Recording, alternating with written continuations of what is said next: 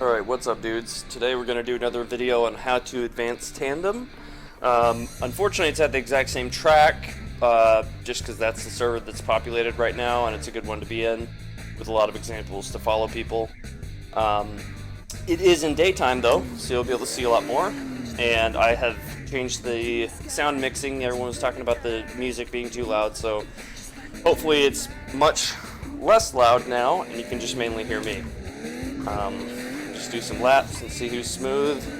We're driving a Tandem Buddies S14 right now. Just low power again, like the other car I was driving. Same track, I mentioned that already, but we just need to get somebody consistent to follow. So I'll just do a couple laps here to warm up and then start talking about different things. Just do this for a sec. So I like to go outside line here, and then I kind of keep it quicker on the transition there. Usually, that was a really slow, flowy one.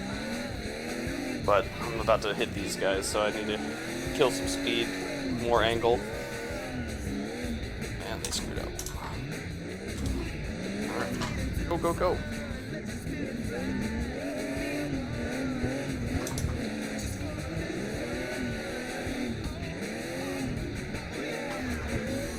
Screwed up too. Darn.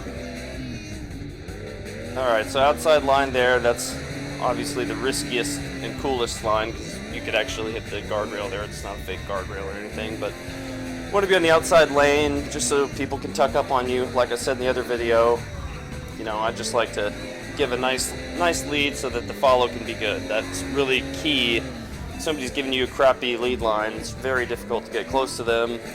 Or if their driving's erratic or anything like that, they're not smooth and set with their angle. The smoother and more predictable you are out front, the nicer the tandem will look if you're working together to make cool tandem. If you're battling someone in real life, it doesn't exactly always work like that, but on a game, I mean, you're just trying to get close to them and make it look good, so why not give a nice, smooth, wide lead line? Instead of just drag racing away or trying to get away, that's pointless. Big helping of e-brake there for a big snap, along with the foot brake stab at the same time. You'll notice I transition a lot of times on the foot brake, so like right when I'm waiting for the car naturally going to snap based on wheel speed, I'll stab the foot brake at the same time. That allows you to really the snap out of it. Like right there, it was going to snap anyway, even if I didn't hit the foot brake and clutch in. But when you do that, you're essentially locking the rears. It's kind of like a mini e-brake move when you clutch in and do it. You don't actually use the e-brake. Practice that a little bit. It's cool because if you incorporate it with the e-brake, it makes the snap that much more aggressive. Whoops, I think that was a little wide.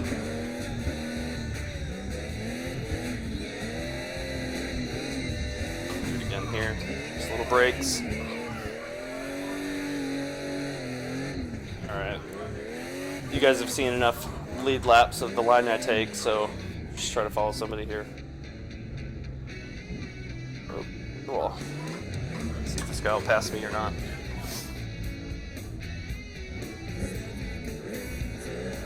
Alright. Oh no, this line's bad. So right now I can already tell this guy's a little bit out of control. You know, he was going toward the guardrail, kind of in a bad line.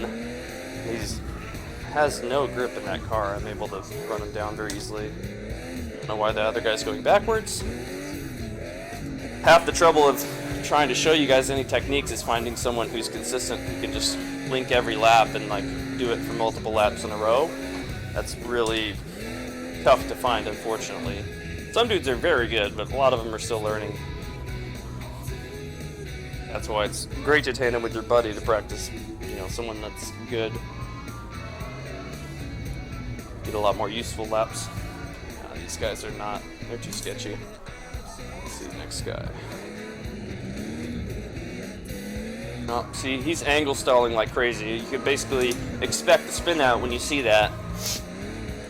I always think of the steering when you're angling up like a rubber band. So the more angle you put into it in one direction, before you transition, the harder it's going to snap the other way. And if you're not ready for it, I mean, it's just going to out of control tank slapper come around on you. And that's exactly what just happened to that dude. He had way too much angle in the first direction, and then it finally caught and snapped him hard the other way. Stay there. There we go. Cleared him.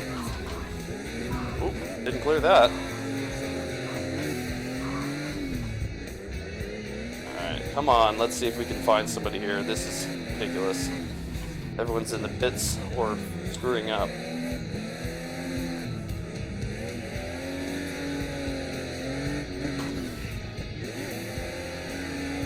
Alright, somebody's on me. There we go. Only he could give me a good lead. I'll do one lap and then see if they'll pass. Usually I like to partner up with somebody when I'm tandeming online, and I'll just do a lead lap, and then I'll have a designated like passing area where I just go extra wide and they'll pass me. Like Mario and I do that a bunch, where we just pick one spot and be like, okay, let's go wide right here, you know, run an extra wide line, and the other guy can just dive in. Just keep the party going. Hot lapping's so much more fun than stop-start. Like, oh, let's line up again. All right, now launch at the same time. Like, it's too much work. It's so much more fun to just keep rolling it. Like, oh, it came out of the last corner. Okay, boom, let's hit this entry. And that's awesome. Rather than like drag racing again. I'm not a huge drag racing fan, but probably just because I'm not very good at it. My car, despite having a lot of power, doesn't have a lot of forward bite in real life, so I always get dusted on the run-up. That's why the hot lap is so much more fun for me. I can actually be with them on the entry, which is actually super important. People don't really like talk about that enough when you're learning tandem, but being on the person's door at entry is so critical, because you're not going to be able to catch them throughout the run unless you're sacrificing line quite a bit, or your car is just substantially grippier than the one in front of you. So you really want to be entering on their door, like right on their door, next to them essentially, instead of behind them. And then that way you just can maintain that proximity throughout the run, even if you have less grip than the other person, because you're essentially drawing a tighter radius on the corner. You're on the inside of them because you're so close that you're basically cheating and getting to draw a shorter line. So once you're that close to them, it's actually easier to stay close because of the line advantage you have for that reason.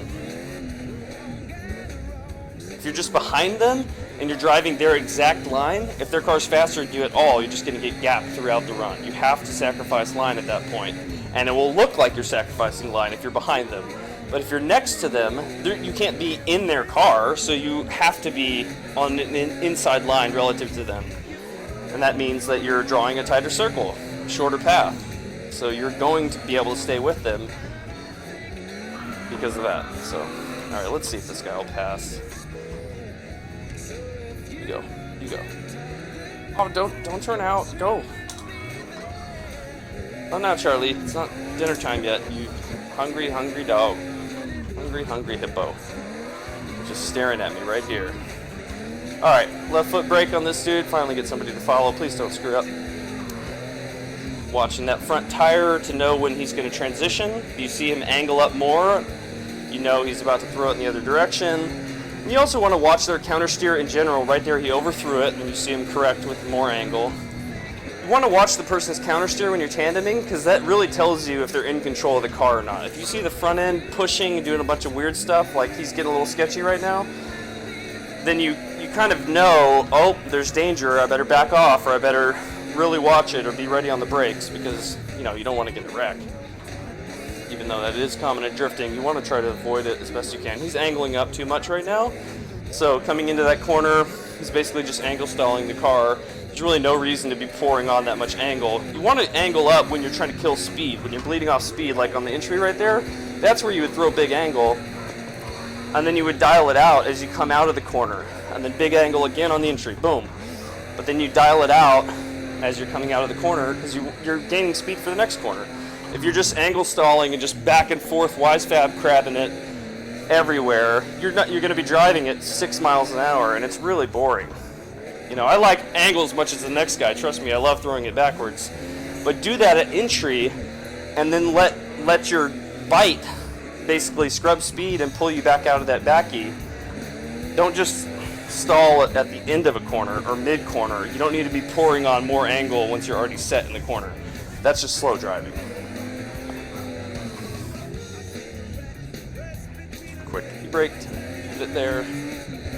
All right, I wasn't really talking about my braking techniques and stuff following that guy, but you can see them.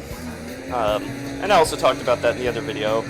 Left foot braking essentially and e-brake are your two techniques to follow someone closely and be able to slow down in time without hitting them. So e-braking is more of a jolting move where you have acceleration and then back off, acceleration, back off, and it's like a dive almost. It's very obvious. It looks kind of gnarly on the initial dive, but then you see kind of a bobbling effect, and that doesn't look as cool. So you would be better off if you're in a long extended corner to use left foot braking. That way you can really accurately match their speed and their angle, and you don't have to dive and then back off and dive and back off. It's also, of course, assuming you're good at left foot braking and you're not just stabbing the brakes and stuff. You need to really finesse that pedal. Most people who don't left foot brake are used to the clutch, so they're used to just slamming it down because it's a stiff clutch or whatever. And the first time they left foot brake, they try to smash their head on the windshield because they hit the brakes way too hard. So try practicing that. If you have an automatic daily driver, try left foot braking on the regular, just like gets your left foot ready for light pressure and steady pressure. I typically do that in like every automatic I drive when I'm just daily driving around, just left foot braking. I'm not like doing anything crazy. It just becomes a habit of, oh yeah, the left foot can do the brake modulation smoothly. So, little tip there, if you have an automatic daily driver, try it out. It'll help you get used to it in a real car.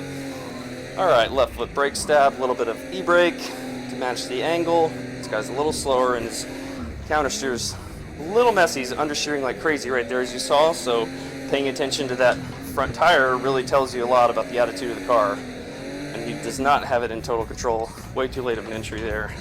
He's understeering. I'm going to pass him. Alright, little brake stab like I was talking about, and an e-brake grab just to get a little more flick out of it. The more things you add in your arsenal at one movement, the more aggressive you can make it look. Like I was talking about in the last video of just making the car look aggressive with inputs. That guy went way too wide, damn it. Just making the car look aggressive with inputs rather than just outright grip. You know, if you time everything to where the suspension loading is happening at the same time you're clutch kicking or e-braking or doing something else to add to the rotation, then you can make it look so aggressive, you know, out of nowhere basically. Jeez, guys. Just want to get out of here. This is a mess. Stop. This guy's understeering too. I can see it from back here. Oh no. Is he still there? I don't know. I'm passing anyway. I feel like I'm in a cage back there. Need to be free. These ponies need to be heard. Alright, so full throttle, just kind of walking it through here, little brakes there. Back on throttle to pull away from the outside. Then I kind of just modulate getting into the outside lane here. Quick through here, a little bit of e-brake and brake stab just to nose that clip. And then same thing here, a little bit, very lightly on that one. Clutch kick to get the transition to happen exactly when I want. Outside lane again. That's another thing people don't really talk about, but when you're in drift, you want to snappily transition the other direction real quick. Why do I keep saying snappily? Snappy? I don't know, whatever. When you're in drift and you want to transition the other way really quick, you can give it a clutch kick, and that will essentially help you transition at the exact moment that you want, rather than just waiting. Like a lot of people drive what I would call lazy on transitions, where they just let the car walk and like they don't force anything. They're just like, oh, okay, it's drifting, all right, okay, and then I still did it too snappy by being on throttle, but a lot of people just like drift and then lift and then back on. I don't know. It's so slow with the tail wagging, if you will, that I don't know. I get bored. These guys are really slow. I wonder if people are running 225s or something. I'm on 265 streets. Not comp tires, but 265s, because these cars can pull it no problem. Like, I have no lack of power here. But I'm just running these dudes down. Woo! Got way out there on that one. I thought I was going to touch. That's a fun entry there. Alright, what were we talking about? Snapping the entry with flicks.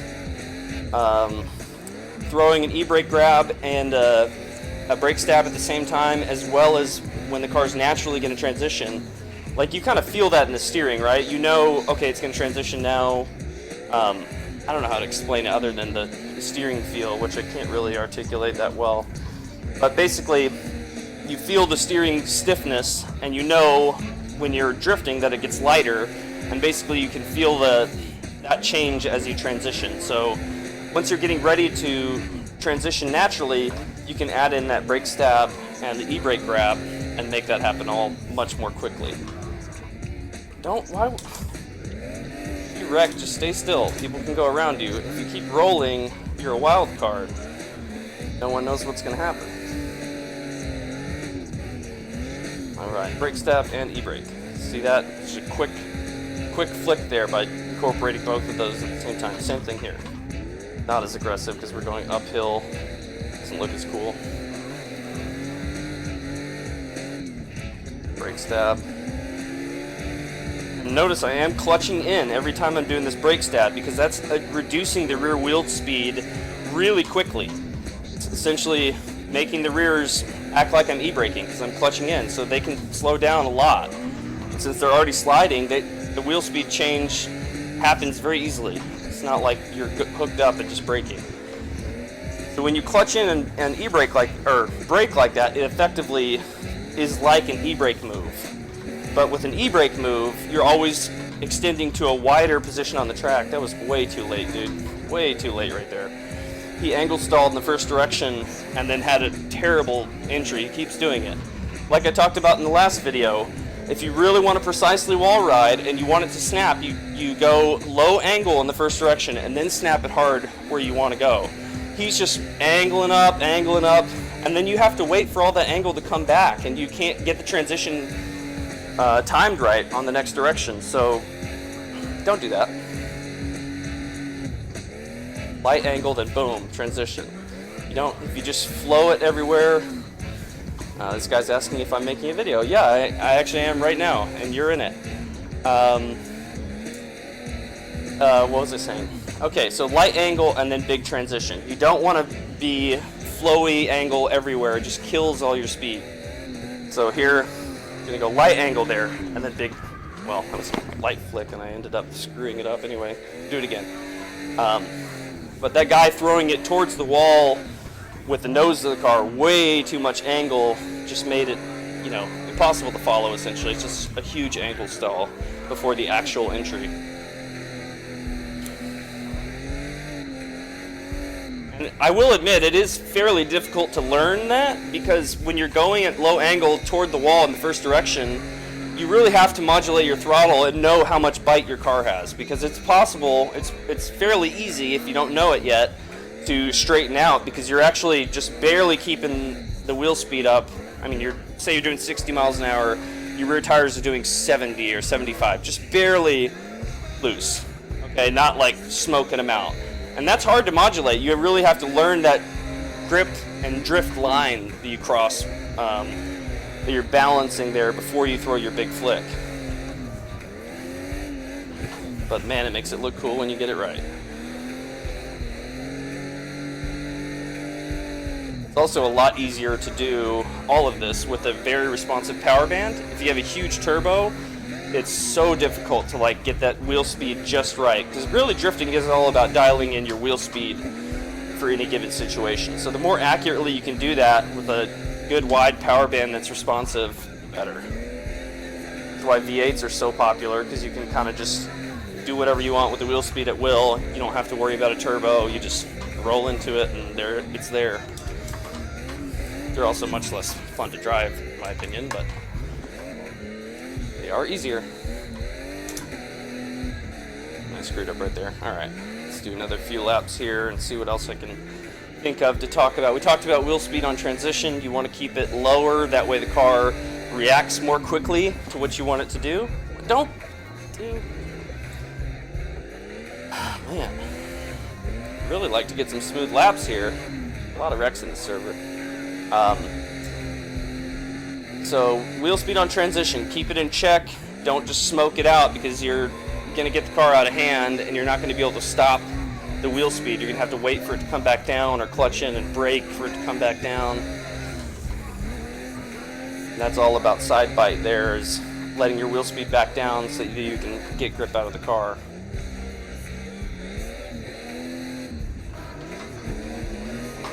Okay. Don't know what you're doing, but you're definitely sketchy.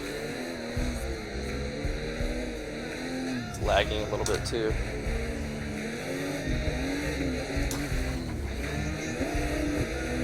There, I'm just having to clutch in and rev behind him, not even have any forward bite, because I'm just about to hit him, since he's angle stalling and doing a very weird line. What I would consider weird.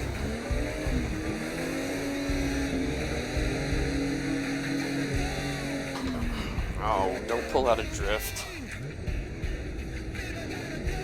If you abruptly pull out of drift in front of someone that's drifting, you might get hit. I've actually done it to Aaron before. We were following, or he was following me at Mineral Wells, and somebody had spun out way ahead of us, and I saw it, but he didn't, so I was backing off like, oh shit, let's pull out of drift. God, dude, you suck.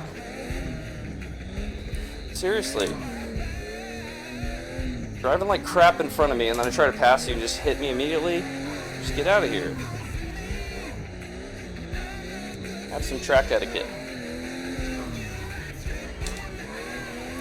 Alright, so anyways, don't pull out of drift or stop immediately when someone's hot behind you drifting. Like, you can cause a collision for sure. I pulled out of drift and he didn't notice, and he was still right on my shit. And it was close. No hit though. Alright, Ivan, let's get some left foot braking going on here. There we go. Full throttle to keep the power in, and the turbo spooled if you have a turbo car, and then brakes just to stay behind them. If you have enough forward bite in your real car, or in any of these cars as well, you'll actually find that full throttle will push through the front tires, so you'll lose traction in the front end.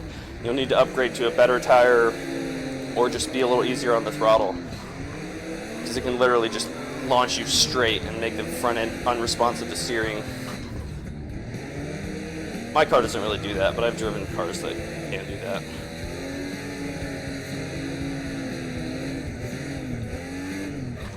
Positioned slightly before him so that I could dive. He hit the wall, but we straightened him out. Oh, now he's jumping and flipping and rolling and hitting us again. Alright, we're out of here.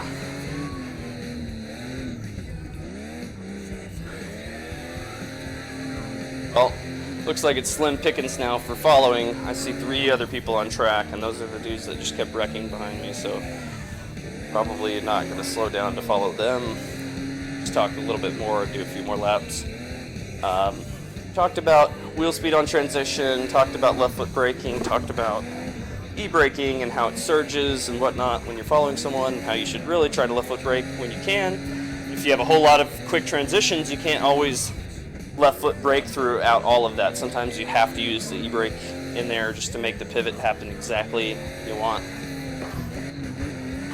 And it also, I mean, don't try not to use the e-brake just because somebody said so. It's definitely a useful tool. It can make your driving look extra snappy and cool if used in certain areas. Woo! Knew I was going in deep, so I tried to angle out, walk it out without a ton of angle. Did not work. Well, what those dudes were doing, just cruising there.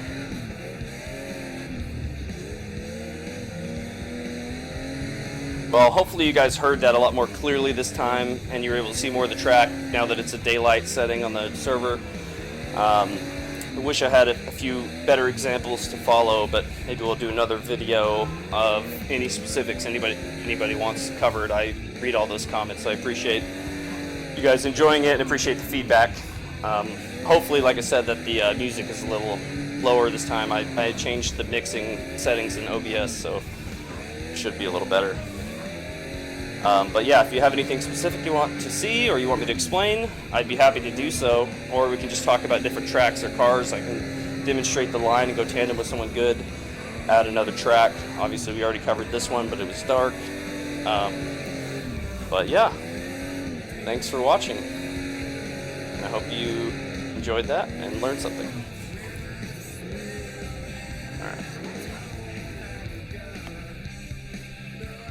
All right, Charlie. You ready for dinner? Uh-huh. You fat ass.